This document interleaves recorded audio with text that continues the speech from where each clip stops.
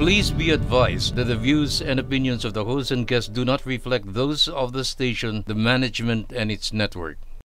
Sa barangay tayo, ikaw at ako. Sa barangay tayo, wow. Sa barangay tayo, ikaw at ako. Nagbibigay ng aral sa mga kagawad at kapitan. Sa barangay tayo.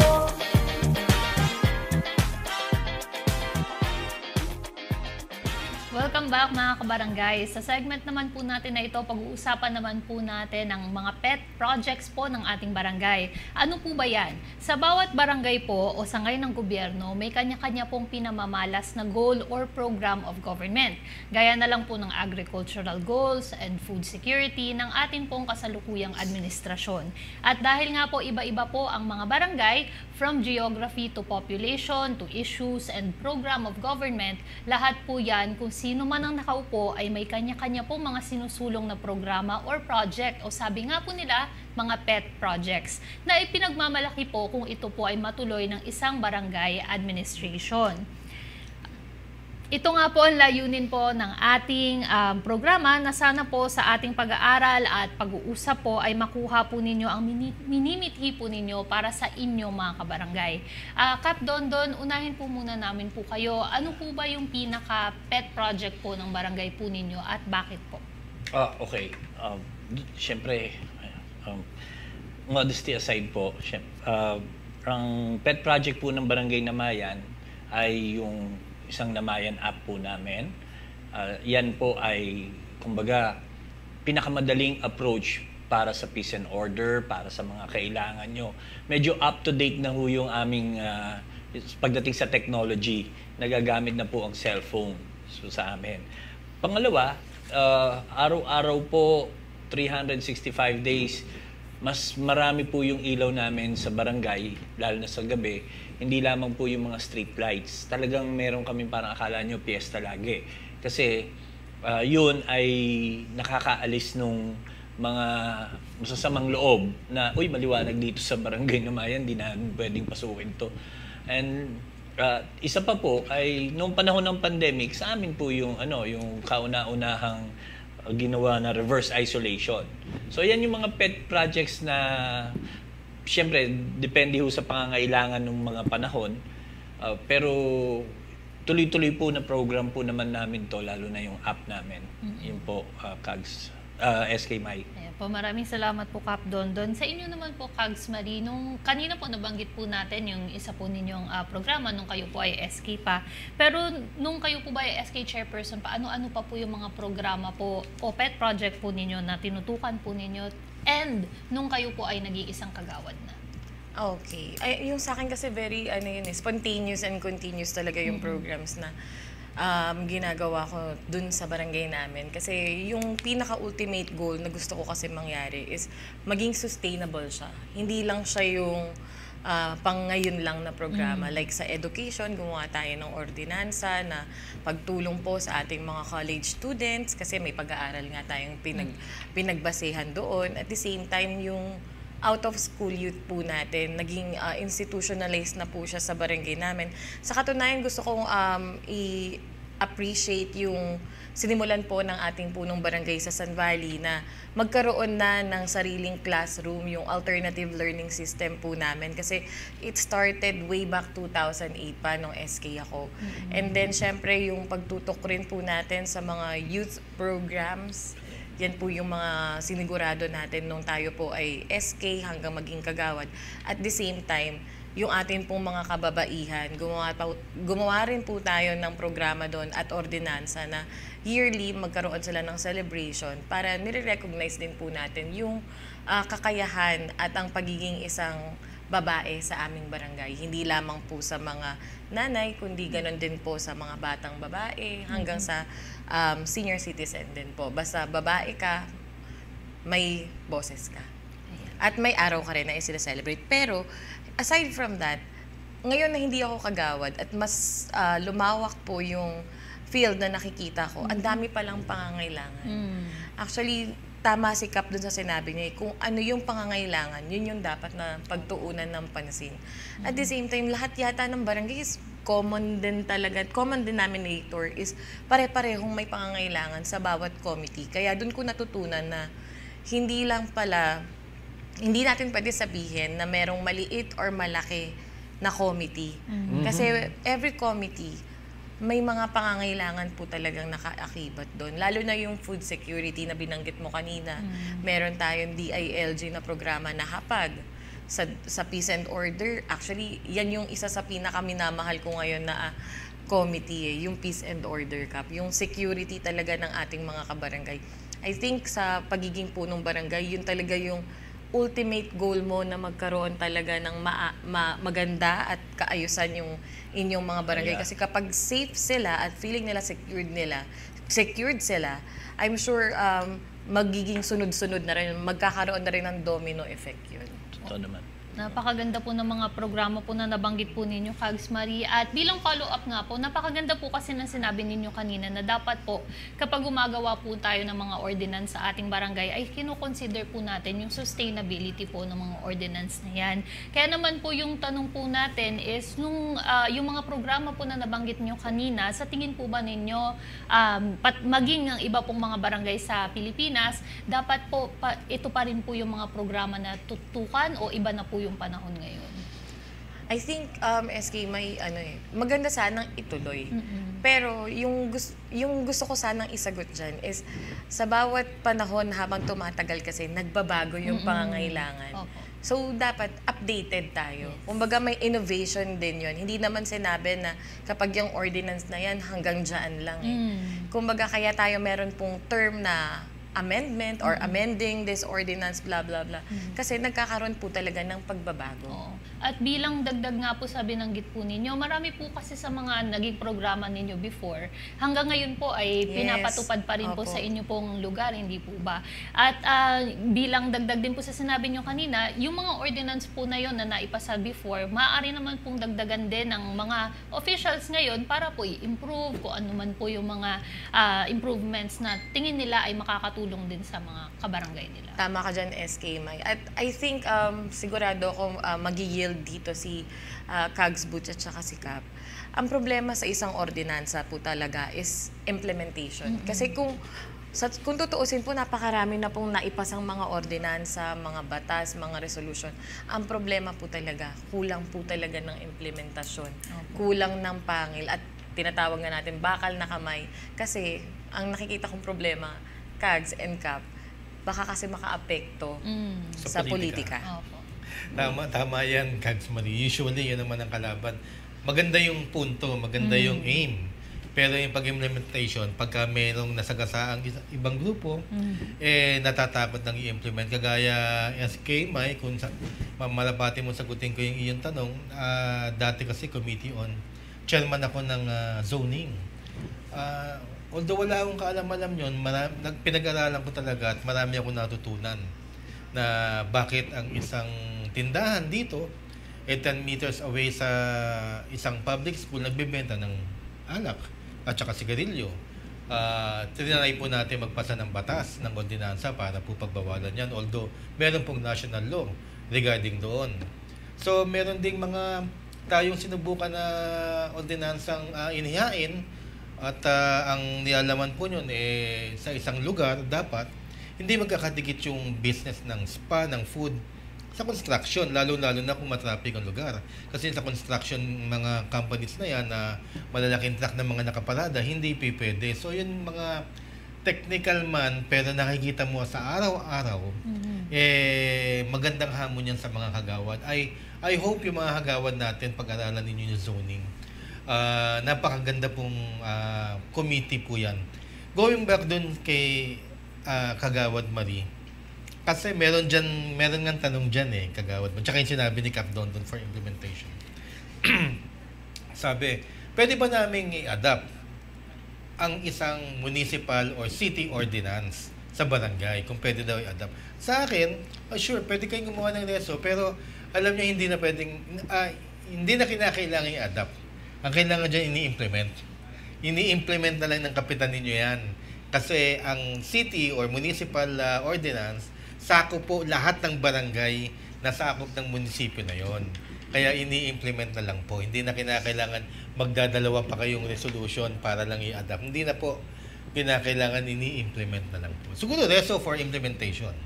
Reso to implement the municipal ordinance. Tama. Tama po, Kags Butch. Tama po kayo.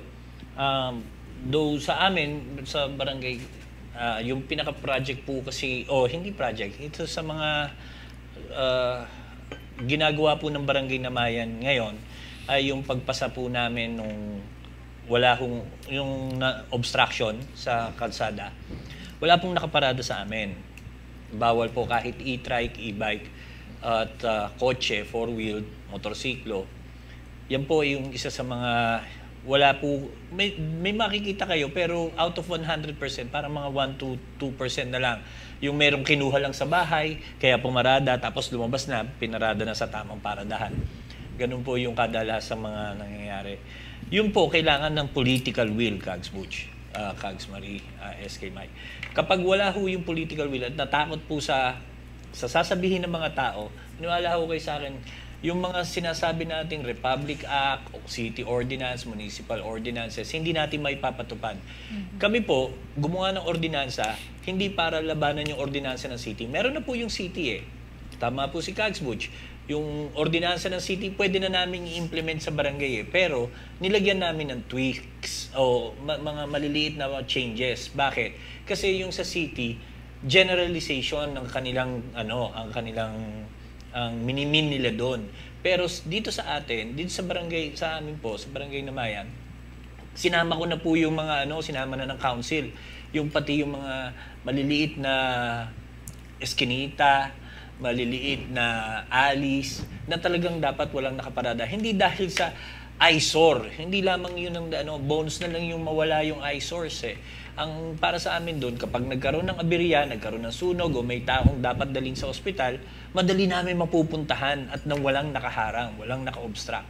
Yun po. Meron din po, singit ko na rin, Kags Butch. Meron na pong tungkol sa pets.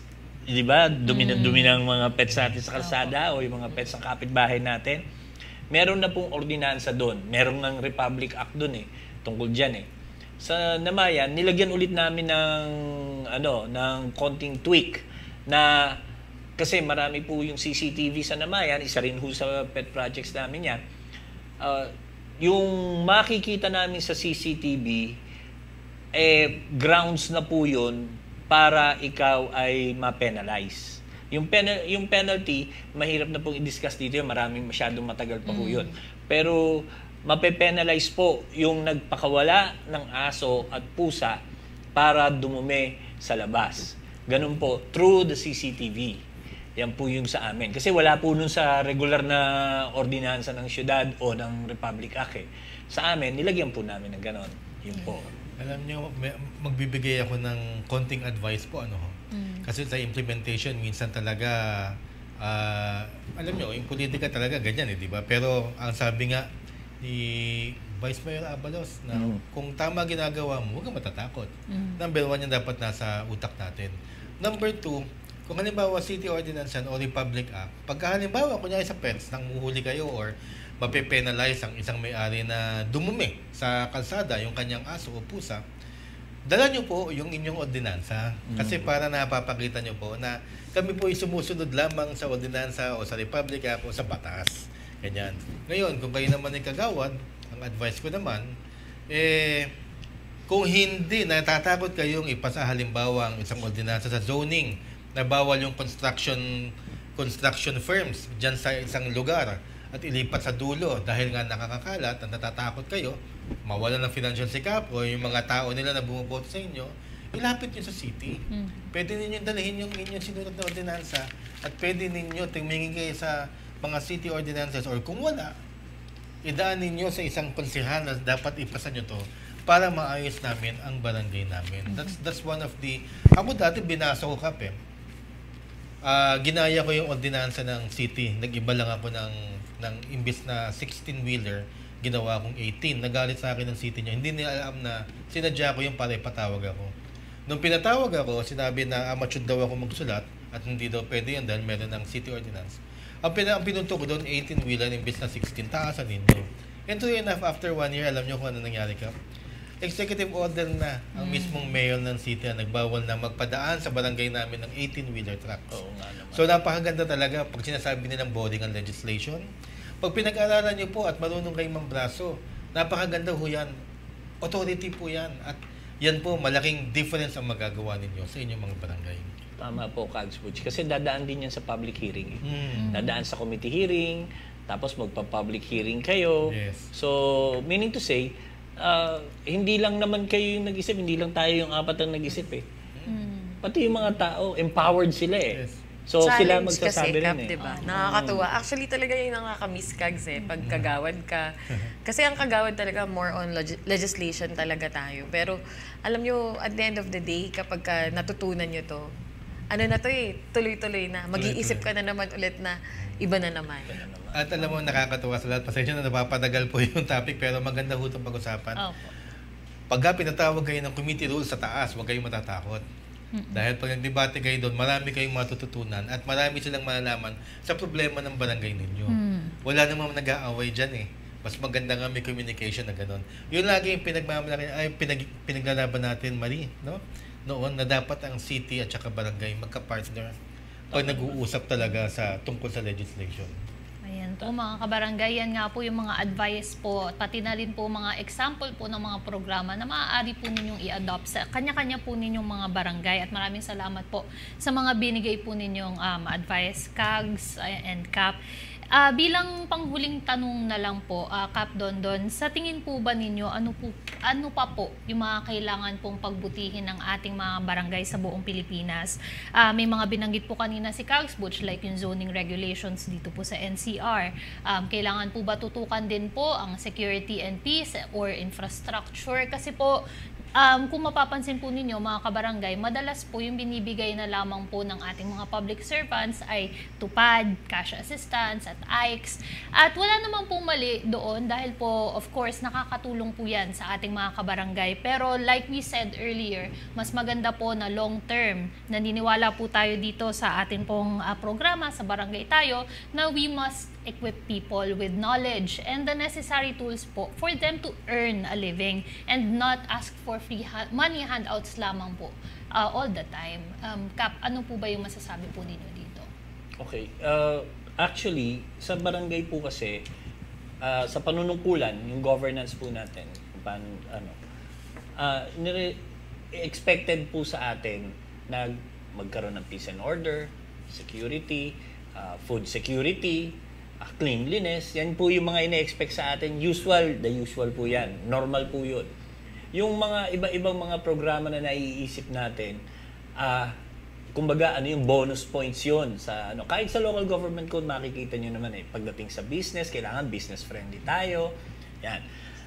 Doon tutukan natin ng pansin yun. Pero meron po ngayon na pangangailangan dahil po sa isang nangyari recently na actually hindi lang recently yung pangyayari, medyo sunod-sunod na nga po yung pagdating sa environment. Tandaan nyo po, iba na ngayon ang labanan pagdating sa environment, masyado nang mainit lately. 'Di ba nung March, April, May, sobra init niyan, halos hindi pinapapasok yung mga bata. Tapos ngayon naman biglang in a span of 12 hours, meron 300 millimeter o something na milliliters yung napuno ka agad, parang nag-second undoy tayo. So napaka-extremes ng mga nangyayari po sa atin. Diyan po makakatulong po ang bawat isa na nanunungkulan sa barangay. Isip po tayo ng mga programa kasi iba-iba po yung mga sabi nga ni SK Mai, iba-iba yung demography natin iba-iba yung pagdating sa mga pangangailangan ng isang barangay sa isang probinsya at ano naman sa Manila o sa mga syudad. So pero one common goal. Yung tayo ay para sa mundo at yung mundo para sa atin. Ganun po ang dapat nating goal ngayon. Maraming salamat po, Kap Dondon. Bago po tayo magtapos, meron pa po ba kayong idadagdag, Kags Marie and Kags I second the motion. Sa mga lahat na sinabi ni Kap, second the motion. Kayo po, Kags. Siguro wala na ako yung dadagdag kay SK May kasi nasabi naman na lahat ni Kap yun. Pero sige, last na lang pala mga kabarangay Sige kasi po. bigla akong naalala yung regarding dun sa tupad, yung mga cash Cash assistance. Alam mo, Kags, ay siguro naman nararamdaman nyo to, no? Na hindi naman lahat talaga nabibigyan eh. Kaya nakakalungkot lang na eto na lang yung laging, kumbaga nagiging basehan siya ngayon sa isang mata ng isang botante na kapag marami silang naibigay na patupad, cash assistance, at nagbe-benefit sila, magaling na yun. Default Nawawala na yung integrity na dapat gumawa ng programa na talagang dapat nakabase kung ano yung makakatulong ng pangmatagalan. Yun nga po. Kasi ito, nag-augment lang to for a day or two. Pero after that, you'll just have to wait again for another 6 months. Para pwede ka na ulit magtupad, mag-AIX. Pero yung essence po talaga, nawawala yung programa na makakatulong sa kanila for a lifetime. Opo, yun nga po yung katulad ng nabanggit natin kanina. Ito pong mga gantong programa, although good, very short-sighted nga po. Hindi po ito talaga pagpaganda ng quality of life ng atin pong mga residente at mga kabarangay in the long term. Pwede na naman uminom pagkatapos ng tapos iinom ka after 6 months ulit, no? Ayan po, maraming salamat po at maraming salamat mga kabarangay. Huwag po kayong aalis dahil po meron pa po tayong third segment na sagot ni Kap kung saan sasagutin naman po natin ang lahat po ng inyo pong mga katanungan. Dito lang po yan sa Barangay Tayo. Sa barangay tayo, ikaw at ako. Nagbibigay ng aral sa mga kagawad at kapitan. Sa barangay tayo.